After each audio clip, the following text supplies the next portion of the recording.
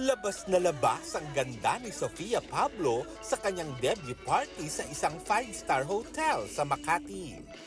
Maladyosa ang aura ni Sofia sa kanyang purple gown at she's grooving sa opening number ng P-pop group na Alamat. Achieved ang Hawaiian Tropical Paradise theme na may pink and purple motif.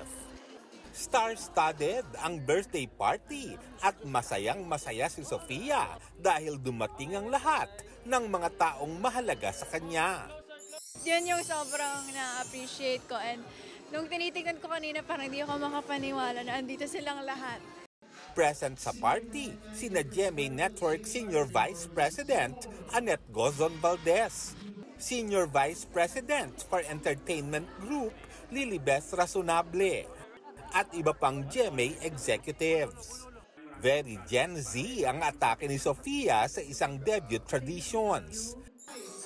Ang 18 Roses, ginawang 18 TikTok dances at nag-transform ang gown ng debutant into mini dress.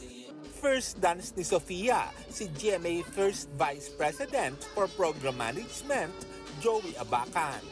Nakasayaw din niya ang ilang handsome kapuso stars tulad ni Naruro Madrid at Miguel Tan Felix.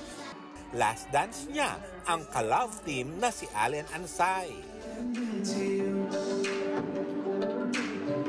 Dumalo rin ang iba pang malalaking bituin ng Kapuso Network at ng Sparkle at marami pang iba.